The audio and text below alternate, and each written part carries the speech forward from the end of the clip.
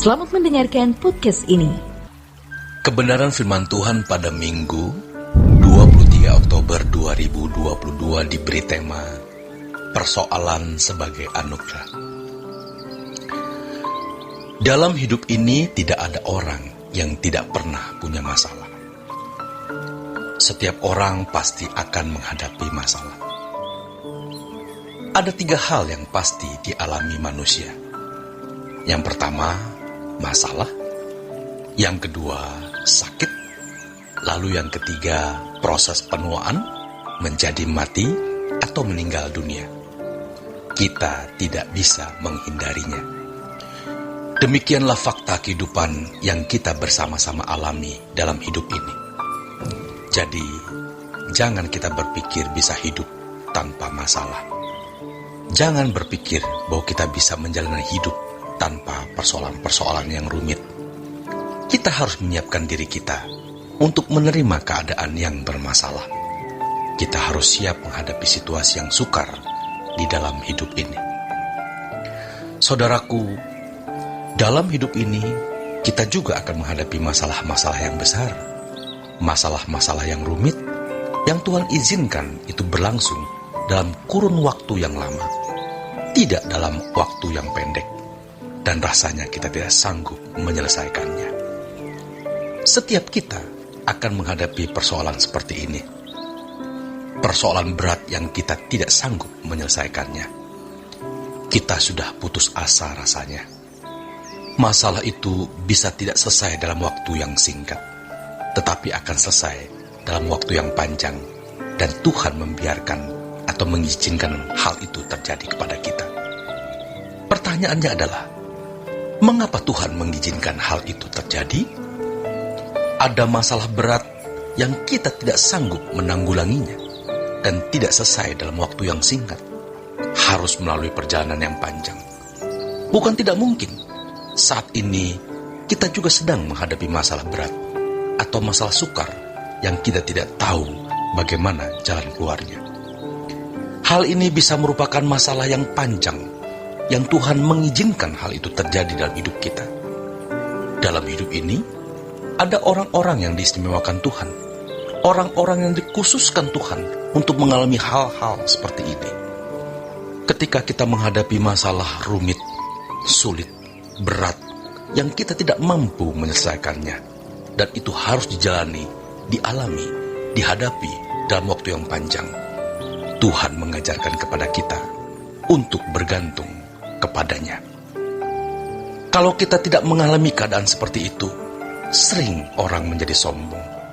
Setiap masalah yang dialami, dihadapi, dia dapat menyelesaikannya dengan mudah. Apalagi kalau dia punya uang, punya relasi pejabat.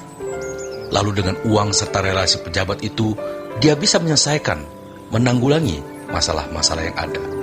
Lalu, apa yang terjadi? Dia menjadi sombong. Hal ini berbahaya. Mengapa? Karena firman Tuhan mengatakan Allah menentang orang sombong. Allah melawan orang sombong. Tetapi Ia memberi anugerah kepada orang yang rendah hati. Jadi, jangan sampai kita menjadi sombong, lalu Allah melawan kita. Kesombongan itu bukan hanya di mulut.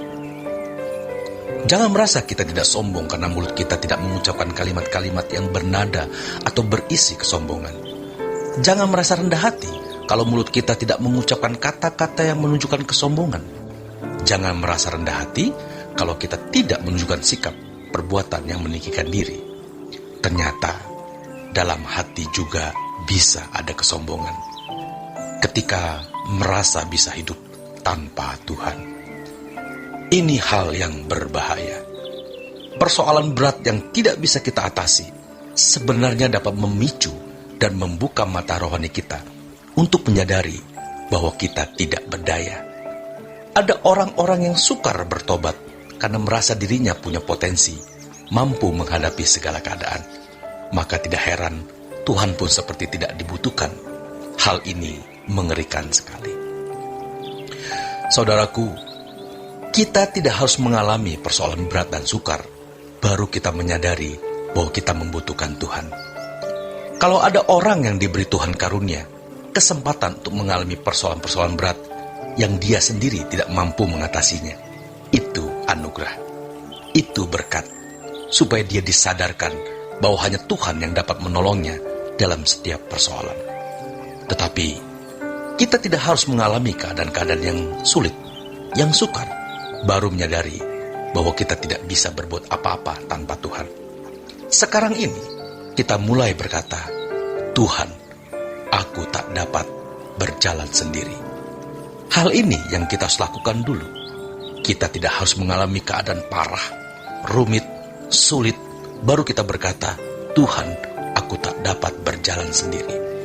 Mestinya sejak sekarang, saat dimana kita tidak memiliki masalah-masalah besar, masalah-masalah yang rumit, kita sudah berkata, lindungi aku Bapa, aku tak dapat jalan sendiri, peganglah tanganku. Orang-orang yang rendah hati akan mendapat kasih karunia di mata Tuhan.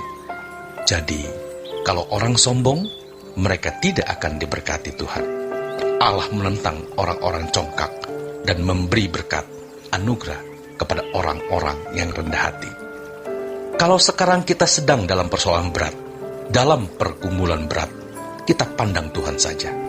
Percayalah, kita bisa menghadapinya. Kita bisa bertahan. Ketika kita bertahan, maka Tuhan akan memberi nasihat-nasihatnya. Selamat berjuang, saudaraku. Tuhan Yesus memberkati.